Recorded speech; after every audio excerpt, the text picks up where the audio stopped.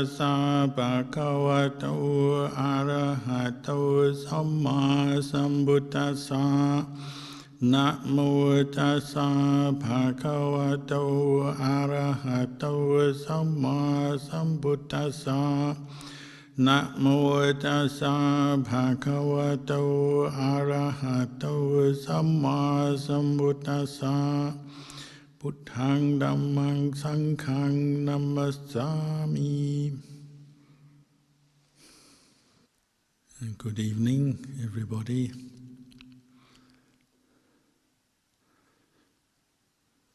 Tonight we've gathered to meditate, chant, and listen to the Dhamma.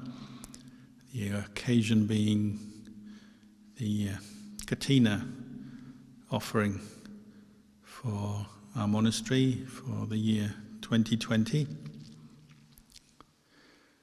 And for anyone living in Melbourne, you'll be aware this is the first time we've held a virtual Kathina, a Kathina in lockdown. This year there are no visiting monks, no lay visitors.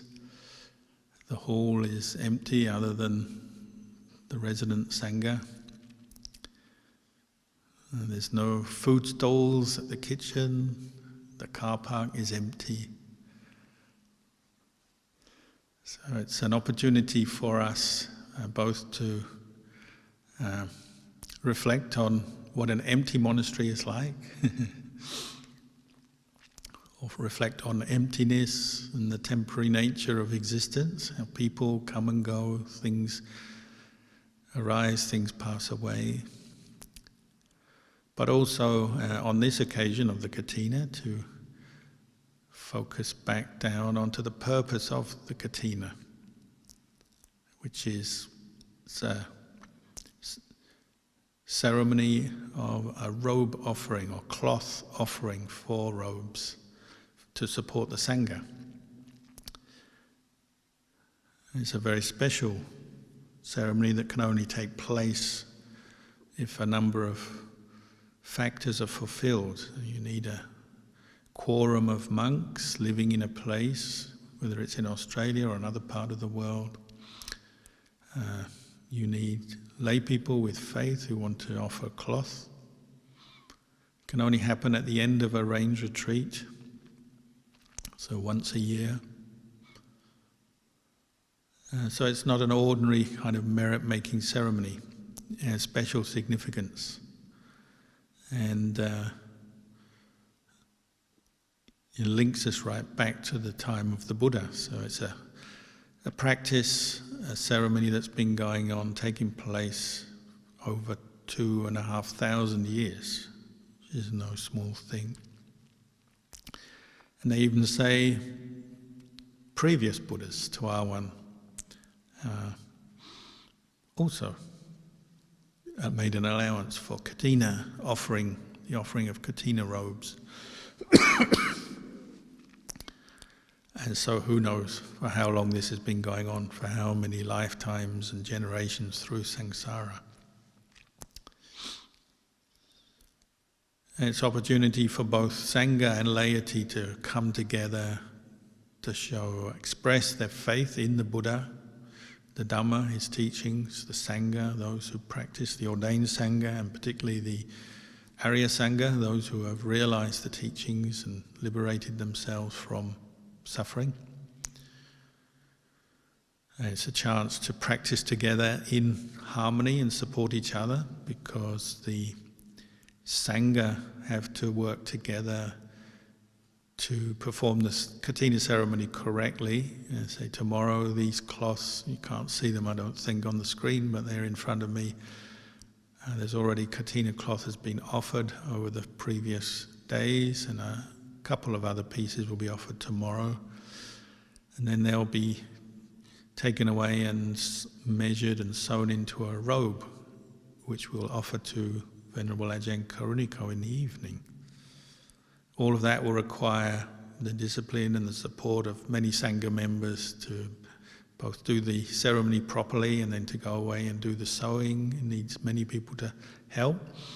And they say even in the time of the Buddha would set aside time to sit down with the monks who in those days would sew by hand, and they'd sit around in a circle.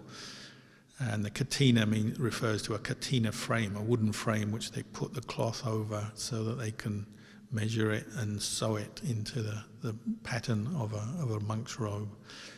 And so even the Buddha would take time. If he wasn't sewing, they say he would sit there and he'd thread the needles for the monks.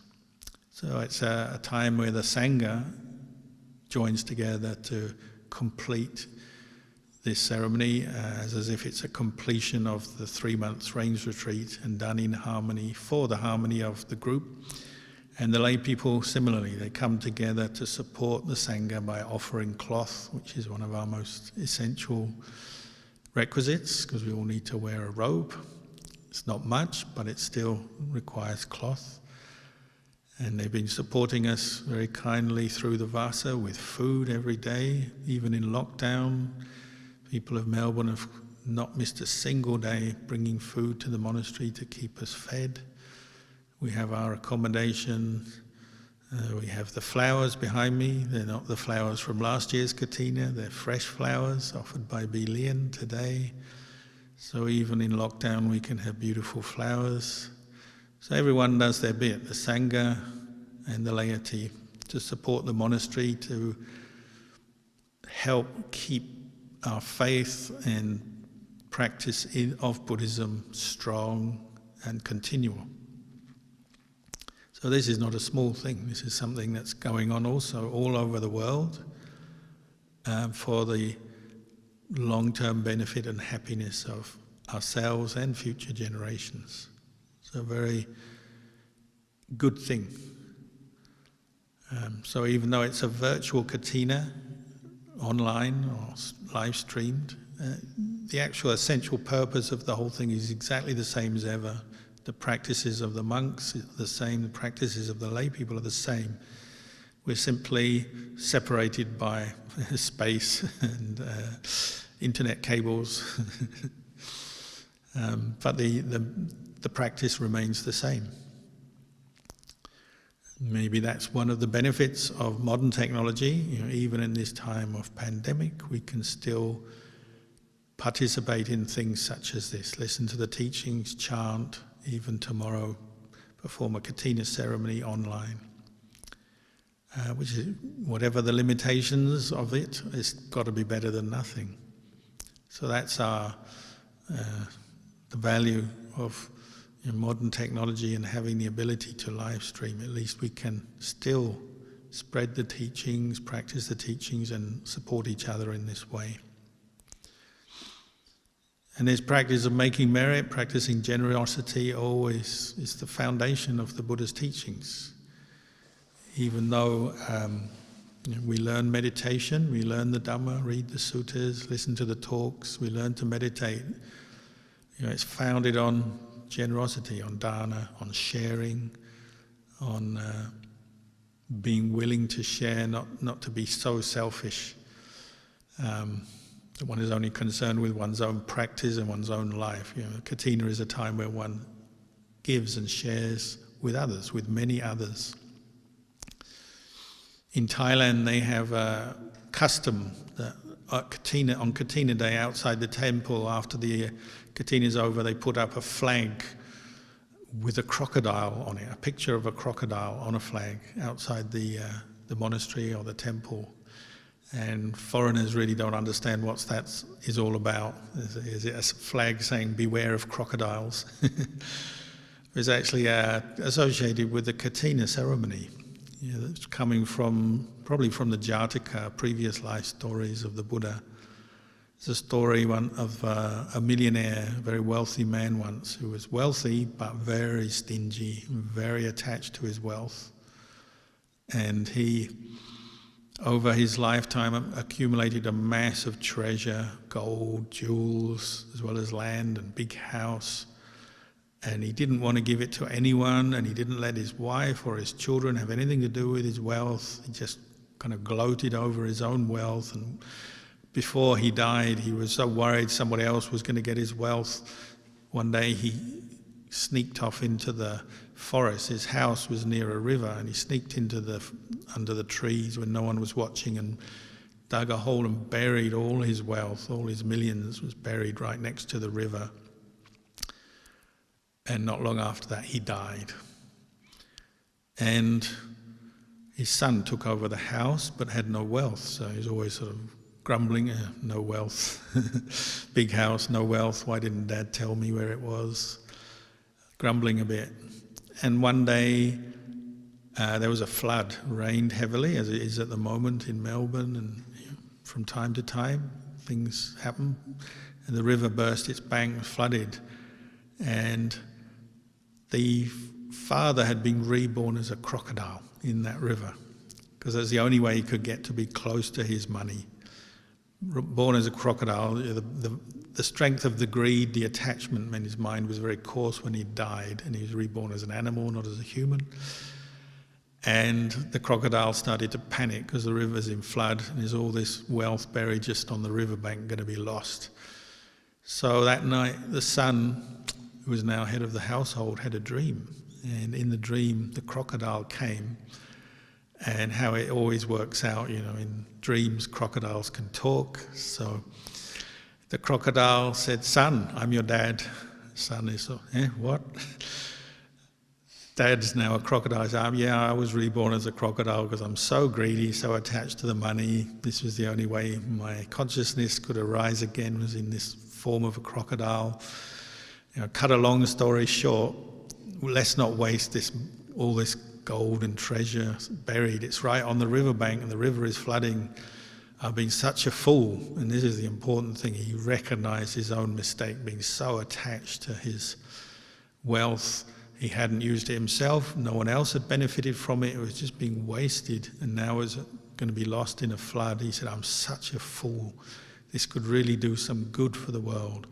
What I want you to do, son, is go and dig it up and take it to the nearby Buddhist monastery and offer it and make merit. This way you'll learn the value of making merit, the happiness you generate when you help others, and you won't be as stupid as me and be reborn as an animal."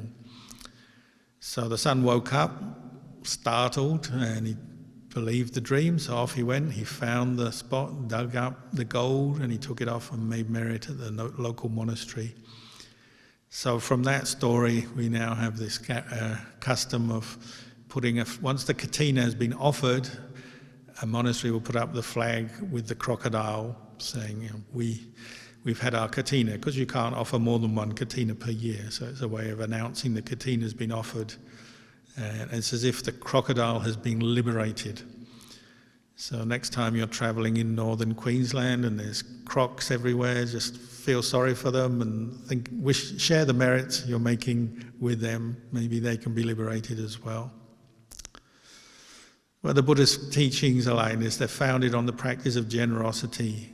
And the Buddha didn't say give away all your wealth, but share what you have, especially with those in need, because it gives you joy and it obviously benefits other people. If we don't learn that, then it's like our mind is always limited. It's always in lockdown, meaning mental lockdown, the lockdown of greed and attachment. Whereas the practice of sharing, helping others, practicing kindness is a way of uplifting the mind, brightening the mind, bringing wholesome states of mind up. And you see, especially at this time when we are in lockdown, acts of kindness can really brighten your day, however small, however large, whether it's just kind words, kind actions, doesn't matter. It brightens our day, it brightens the day of others. When we show kindness to others, they are happier. When others show kindness to us, we are happier when we appreciate that. In the same way, we learn to practice generosity regularly through our lives, because we see, even though it's hard sometimes, it brings benefit. Another reflection, in the time of the Buddha, there were many of the Buddha's disciples, monks and nuns, who became enlightened, and some of them said, all the previous Kathina offerings they'd participated in previous lifetimes as lay people, offering cloth, supporting the Buddha, supporting the Sangha, brought them immense merit and benefits, really directed their mind towards developing the path to experience Nibbana, the end of suffering. And they said if they hadn't offered Kathinas in past lives, they would never experience Nibbana. So there was one of the famous disciples of the Buddha, Venerable Anuruddha. He's famous for having the divine eye, having psychic powers. And he said, these psychic powers I have arisen through all the generosity I've practiced in previous lives, in particular offering Kathina cloth to the Sangha. When he was born, this is in his final life as Anuruddha, he was known as the boy who never wants for anything, never lacking anything. As a result of all this generosity he'd practiced in previous lives, it meant whatever he needed or wanted as a young boy, he had. His family were wealthy enough that they could give him lots of, spoil him, lots of nice food, toys, gifts, whatever he needed. It was always there. So he was known as the boy who wants for nothing. So very happy. But there's a story when he was a young boy, just maybe 7 years old. He was playing with his friends one day. And of course, he's the boy who wants for nothing. So as soon as the friends run around playing for a while, they get tired, hungry, they want a snack. So, Mum, we want a snack. Make us some cakes. In those days, there's no supermarket, there's no packaged food. So if you want sweets or cakes, then Mum has to make them. So Mum, being a devoted mum and not letting her boy want for anything, would quickly get the flour and ingredients and make some nice cakes, bring them out, give them to the boys. They'd go off and play again. Now they have their sugar hit, they can run twice as fast as before, and they'd run and play for a while longer, and then they come back. And they say 7 times he came to his mum and said, I want cakes, we're running out of energy, give us some cakes. 7 times Mum made some cakes. But on the 8th time, he came to his mum, later in the afternoon maybe. She said, sure, I'll get some cakes, but then she'd run out of ingredients. The flour, the eggs, whatever it is that she needed had gone, finished. And this is a boy who's never wanted for anything. He's got that much parami, that much merit. So the mum thinks, maybe I'll just have to teach my son a new kind of lesson that sometimes you don't always get what you want. So she got the cake tin, and it was empty, so she put the lid on, gave it to her assistant, her maid or whoever it was, and the maid came out into the compound with an empty tin to give to the boys, just to show them that, well, you don't always get what you want in life. But the Devas, who were protecting Anuruddha because he'd made so much merit over past lives, they couldn't stand it. We can't let this boy go for want for anything. So while the maid is walking, they quickly cooked some heavenly cakes and manifested them in the tin. The cake tin actually was full of cakes, the most delicious cakes, but the maid didn't know. She got up to the boys, and Anuruddha said, oh, our cakes, what kind of cakes are these? And she says, there aren't any. She was just speaking the truth, there aren't any. And he's never heard of that name for a cake before. There aren't any. Oh, okay. So he opens the cake tin. It's full of cakes. He distributes them to all his friends. They eat them, and they're the most delicious cakes. He says, wow, these cakes, they're called There Aren't Any. Oh, okay, I must remember that, because this is the best kind of cake I've ever had. So after that, they say Anuruddha, as he was growing up, whenever he wanted his favourite snack, he'd always go to Mum and say, can I have some of those There Aren't Any cakes? Because he was the boy who wanted for nothing. So the fruits of our generosity do come back to us, maybe not quite so miraculously, but even in lockdown, if you look at your life now, if you're in Melbourne or wherever you are in the world, I imagine if you're watching this, you've still got a place to live, you've got technology, you can watch a computer screen or whatever, you've got electricity, you've got a place to stay, I assume you've got food. And this doesn't come from the sky. This is the fruits of our good actions, our merit that we've made in the past.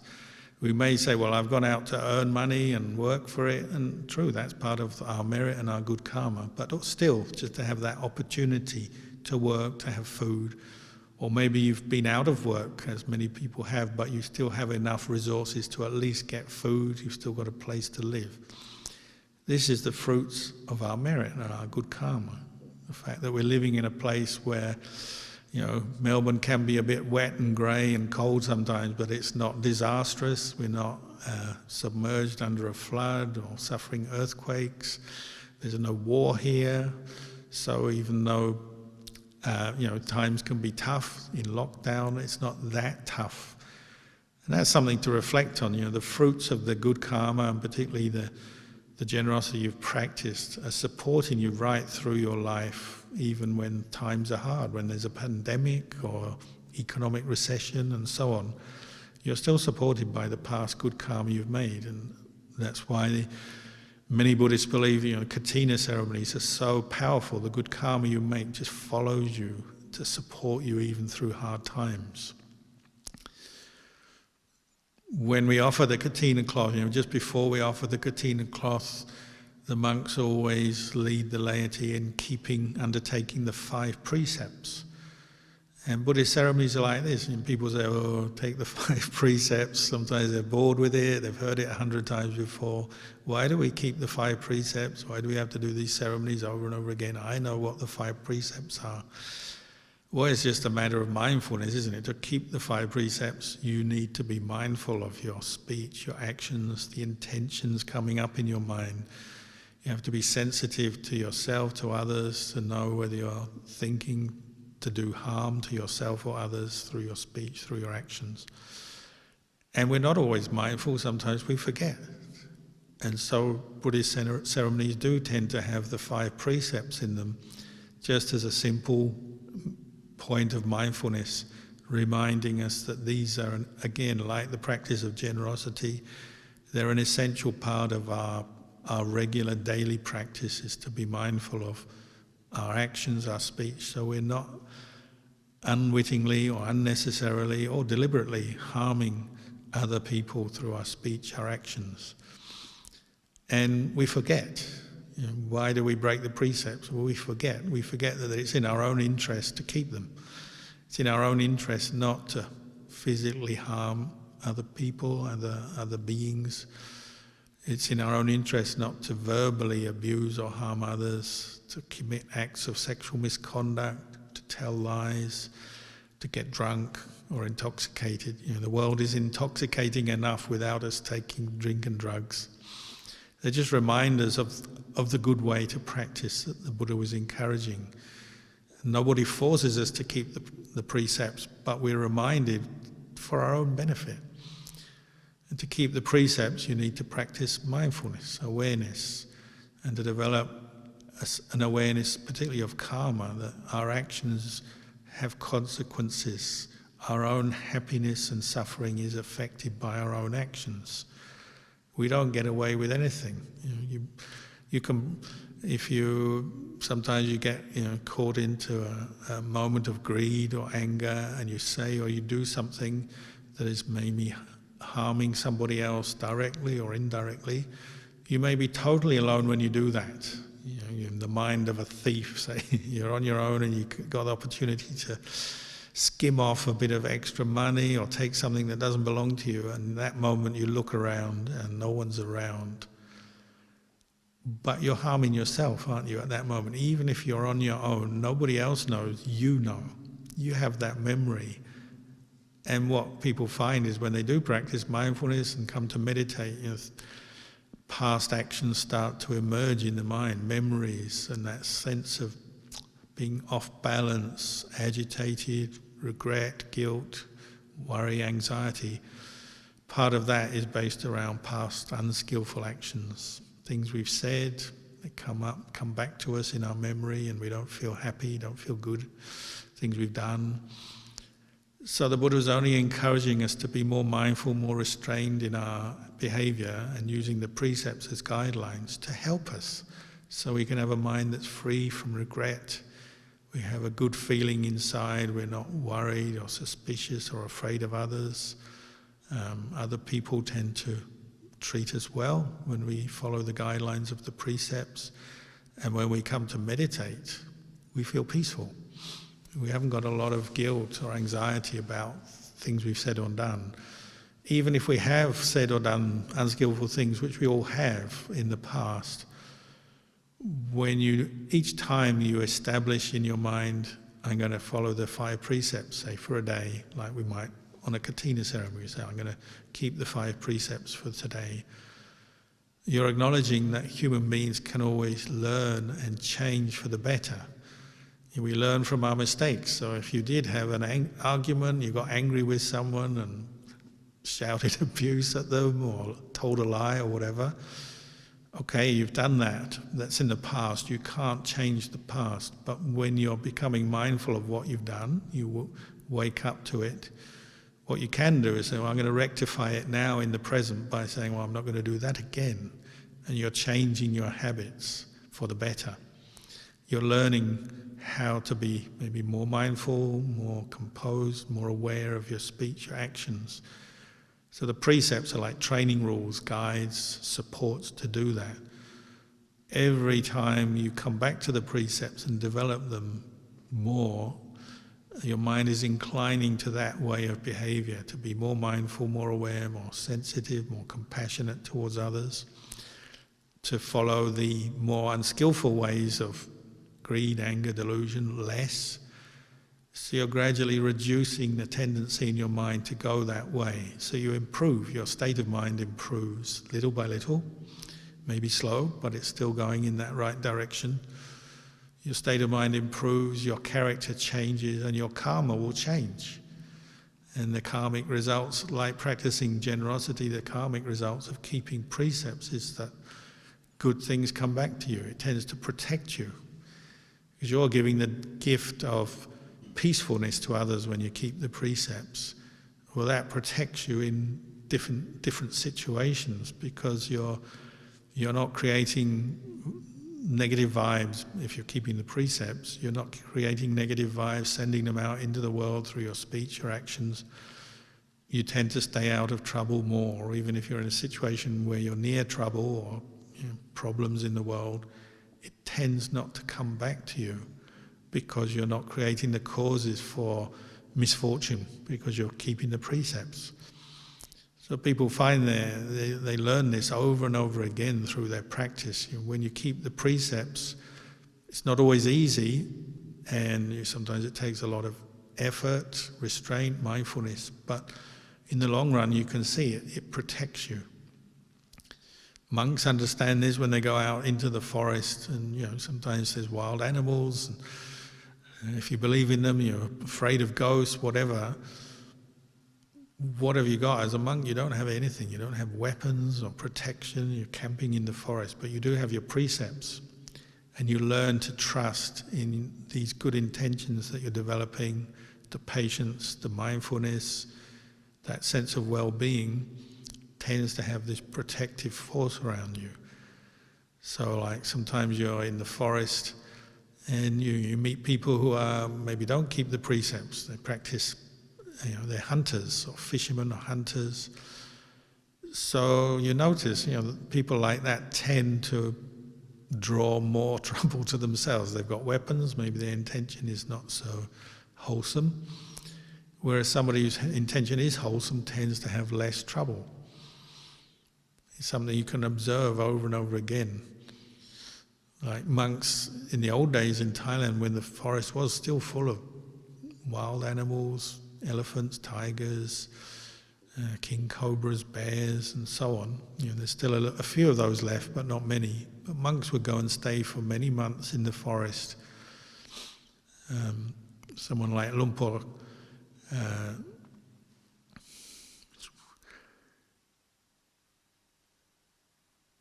Lumpur Phan was a famous monk who, disciple of Ajahn, considered an enlightened teacher. He spent a lot of time up in northeast Thailand in a mountain range, Phupan mountain range, and he had one monastery, it's called Tam Kham, where Geoffrey and Mr. Su spent about 8 months. This is after he died, but Lumpur Tate was living there at the time.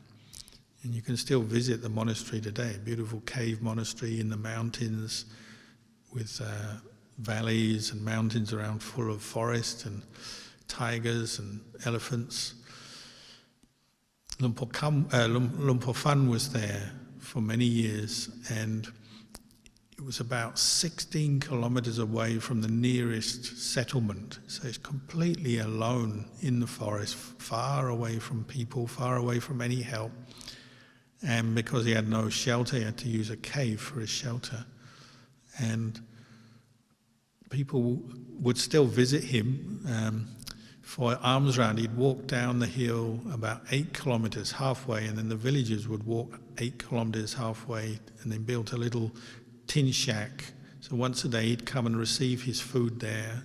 The villagers would meet him and go away. And the villagers sometimes would ask him, they said, "Lumpur, you're living in this wild mountainous forest, just in a cave with no protection. What do you survive on? How do you survive?" He says, "I've got my precepts. They're my protection. They're my refuge.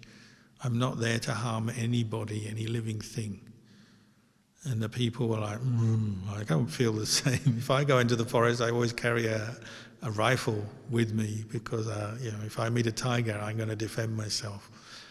And Lumpur said, no, you need your precepts, more important than that. And it turned out in the next cave, just a short distance away along the cliff face, that year he was there, the first year he was there was a female tiger, living, and she had 3 cubs. And there's no way other than for them to walk past his cave where he was staying when they go out at dusk to hunt to get their food. They'd go out all night, and then in the morning they'd come back. So every day he's got 4 tigers going back and forth in front of his cave. Never once did they come in and threaten him. He did his meditation, they did their thing, but they never threatened him. And this news, and occasionally people did go and visit him. It was a long way to go. There was no road to get there. They could only go and visit him by walking. But the news got around. Eventually it made front news in the newspapers, front page news, because people just realized, this is how a monk survives in the forest. It just has his precepts, his harmlessness, his kindness, his harmlessness, and it really does protect him. And sometimes the monks, the tigers would be sitting on a rock outside the cave. So he would be walking meditation back and forth, and they could see him, and they're only a few meters away, but they never attacked him, never did anything to him. He said, "I just rely on my precepts and my metta." And that's proof that even in a risky situation, it can really help you. So the Buddha encouraged us to practice dana, practice the precepts, because they're a constant source. The mind is uplifted with merit. Wholesome states of mind arise when you practice generosity, when you keep the precepts. This helps us to get through some of the difficulties of life, because life is difficult, as we know. We have pandemics, things change in the world, our health changes at any moment. We don't know what next year is going to hold, and at the moment many people are in a sort of state of limbo. Someone was saying, really struggling to get up in the morning because no longer do they have to go to an office by a certain time, go in the car, get to the office, spend all their time in the office, then come home at night. They're still working, but they work from home. Maybe their first Zoom meeting is 9 a.m. So instead of getting up 6 a.m. like before, get up at 8:45. So they have this terrible problem of getting up in the morning because the lifestyle has changed. So the Dhamma, the generosity we practice, the precepts we practice, the mindfulness, the meditation we do, this is helping us through things like pandemics, or if you've had some change in your health or some lifestyle change, some problem arisen. This is why we come back to the precepts and the practice of generosity and the practice of mindfulness. It helps, If you have to get up, if you don't have to get up so early in the morning because you've got more time available, you're not travelling into the CBD to work, we use it to meditate. We have to adjust constantly through life, but use the Dhamma to help us adjust. Be wise, be creative. So if you've got more time in the morning or in the evening, use it to do some chanting, some meditation, listen to some Dhamma. And this is the way we can adapt to changes, even downturn in lifestyle or something is lost. You can't go on your holiday this year, your international holiday, because of lockdown. Well, it's okay. Have your Dhamma holiday. Decide to have do a 10-day retreat at home. Put more time into your meditation, keeping the precepts, listening to the Dhamma. You might find you do yourself more good. What happens when we go on holiday to some beautiful destination? We tend to spend our time lying on a beach or in a hotel, eating too much, drinking too much, watching too many movies, come home, we don't have a lot to show for it. You can tell your friends this glamorous romantic place you went to, but in terms of our state of mind, maybe we didn't actually get much out of it. You go into a lockdown retreat, 10 days sitting, walking meditation, listening to Dhamma, keeping the precepts, or maybe you'll do yourself much more good.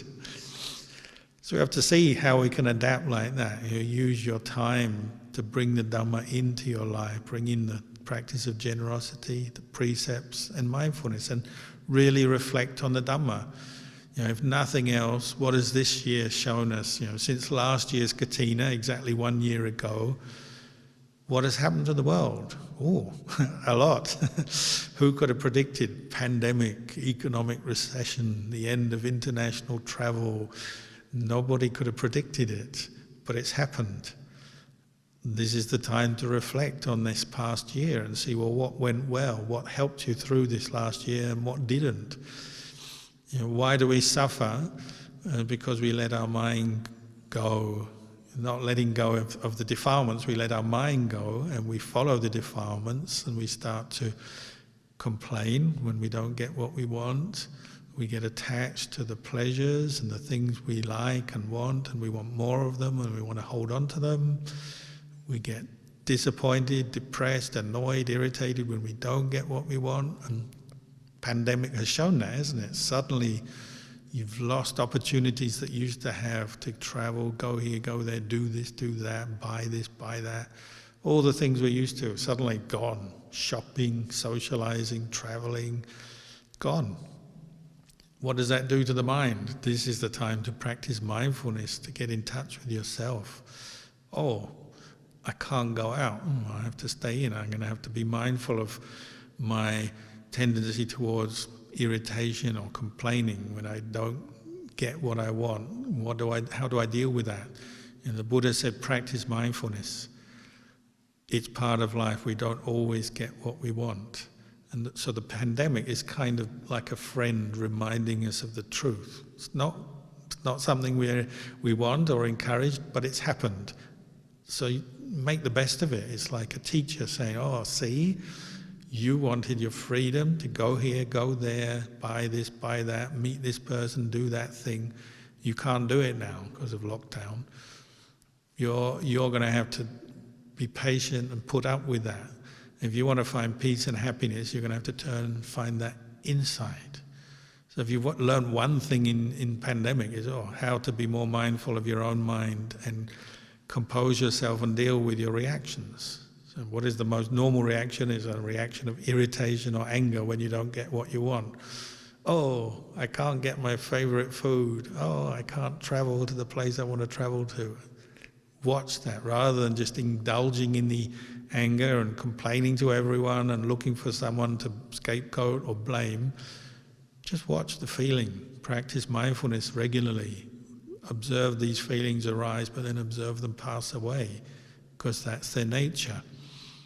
This is why we practice generosity, keep the precepts, is to get the mind ready for the deeper truths which are hard to accept.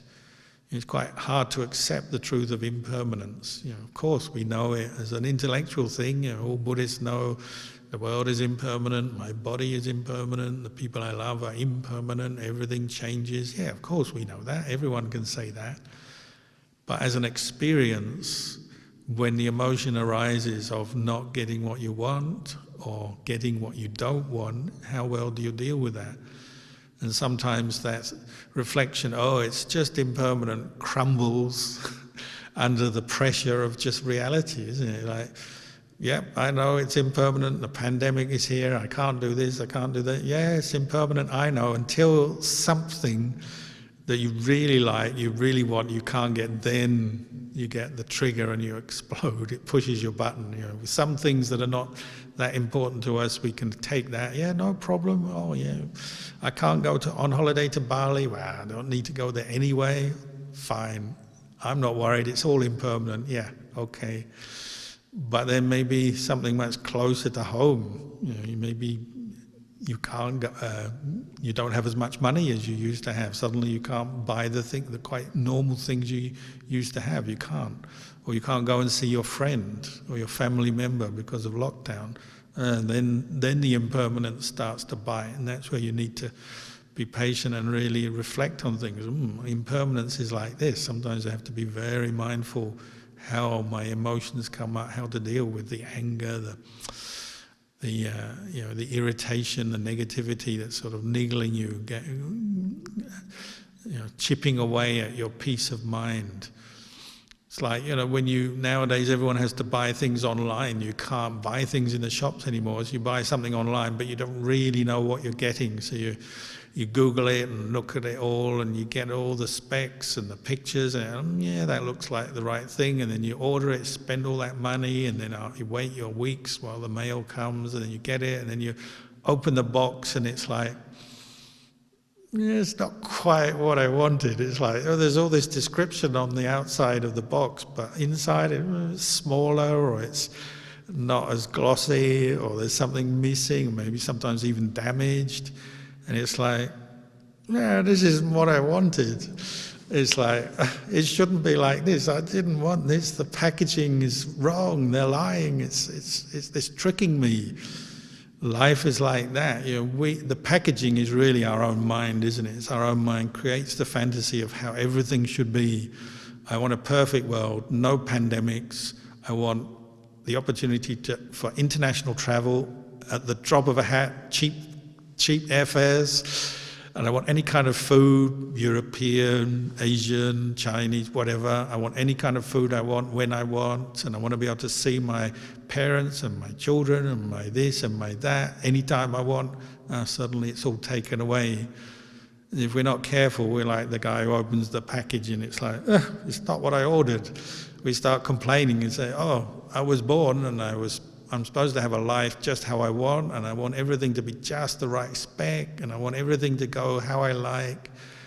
It's like the packaging fooled us. The packaging is basically being born as a human being. We have born, and then suddenly we have all these expectations, all these sort of hopes, expectations. We assume everything is just going to go how we want, and then suddenly it's all taken away by pandemics or recessions or whatever it may be. That's why we really do need to practice mindfulness and bring in that reflection on impermanence, because who knows how it will manifest, because the whole point is it's impermanent, isn't it? We can't just complain, go back to the packaging and say, it's not what I ordered. It's like being born as a baby and saying, oh, I didn't order this. I didn't expect there to be a bit of pain sometimes, and it's too cold or too hot, and then hunger, and then not getting what you want, and then sometimes people, they criticize you and they're rude to you, and then sometimes people ignore you and they don't love you, or the ones you love disappear on you, and this goes wrong and that goes wrong. That's not in the package. It's not in the deal. You can't do that. Life is a mixture, but dependent on our karma. Some things go well, some things don't. Things go according to causes and conditions. And sometimes we just have to be very patient, very mindful. The emotions come up, the feelings, but just be mindful and watch them. Don't follow them, don't believe them. Ajahn Chah used to say, the more he contemplated impermanence, the more he realized how deluded he had been for so many years. It's like he'd been tricked by everything, because he always was building up expectations of life. You want your body to be strong, healthy, stay young, look good, and it doesn't. It gets ill, things go wrong.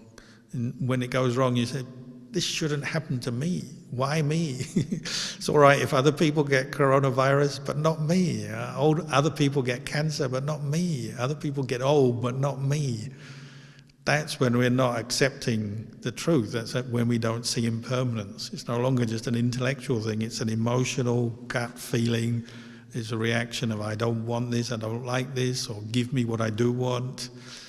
That's where we really do need to practice mindfulness, patience, and reflect on the Dhamma to bring the mind to some kind of balance and understanding. But the good news is we can do that. As human beings, we can practice mindfulness every day.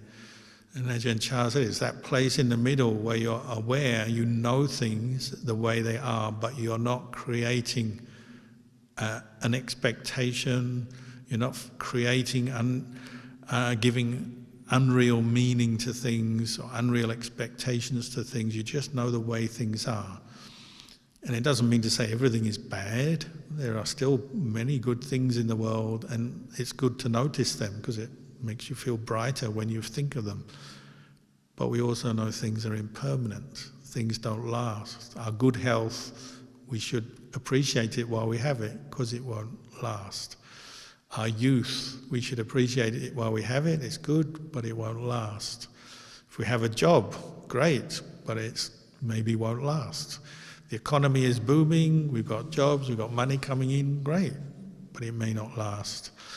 International air travel, cheap flights to whichever destination you like, may be there, good, but don't forget, it may not last.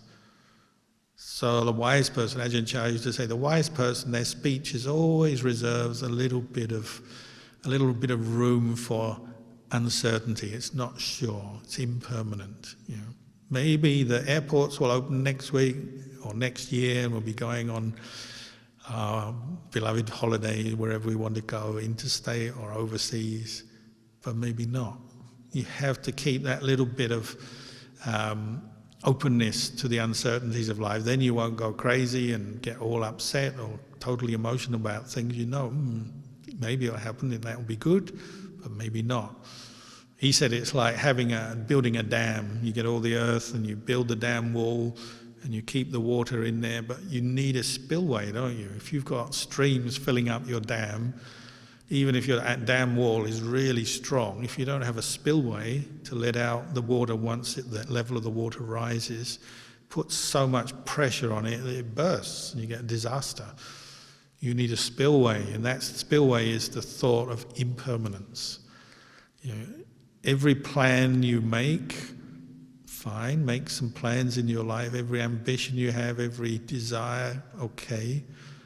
But you're going to need a spillway in case things don't go the way you plan, because it's not sure. Things go according to causes and conditions. And this year we've actually seen that, haven't we? Oh, who can control the spread of a pandemic? Who can control the government's response? You can have all the kind of inquiries and go over it and analyse it, but in the end, things are not completely under our control. Have a heart, who could really control a pandemic? We do our best, of course, but still, this is beyond any one person's control. But if you can see the impermanence in things, you can still carry on with your life. It's not the end of the world. You just do the best you can. And you practice mindfulness. You can still have a Kathina ceremony, even a virtual Kathina ceremony. You can still be kind to your friend, your family member, whether there's a pandemic or not. It's not like it limits every bit of good behaviour we have or every option we have. We can still do everything we like. So try to see that maybe at this time. You practice some mindfulness, reflect on your situation, appreciate the good things you have, the good opportunities you've had and you still will have, but also accept that life is impermanent, it's not sure. The Buddha was correct, Ajahn Chah was correct. You can't control everything. It's not self. This is where we reflect on anatta, not self. If it was self, we'd just say, no pandemic this year, thank you. It's interrupting with my other plans. No economic recession this year, it's interrupting with my plans. And nobody's to criticize me or insult me this year, it's interrupting my plans. You can't do it, it's not self. Things go according to causes and conditions. But luckily, the more we practice, the more skillful causes and conditions we're generating, well, this will help, at least internally, the mind becomes clearer, brighter, happier. As far as externally goes, well, we do our best to help each other. Just like a Kathina ceremony, we help each other in whatever way we can to make it successful. But we also have to accept some things are beyond our control. So anyway, for tonight, maybe I've said enough for the moment, and tomorrow at 12 noon, we will have the actual offering of the Kathina cloth, and this year we have our visiting friend, Venerable Ajahn Kalyano, who's also experienced impermanence. He came here to visit us for about 6 weeks and then ended up staying for 8 months, so very uncertain his life, but we're happy to have had him here this year, and we will be offering the Kathina robe to him tomorrow, and he'll also give you some teaching tomorrow. So for now, we'll wish you all well, good health, and a peaceful mind, and a healthy body. And I'll leave the talk here, and in a moment we'll finish the program and pay respects to the Triple Gem. Nam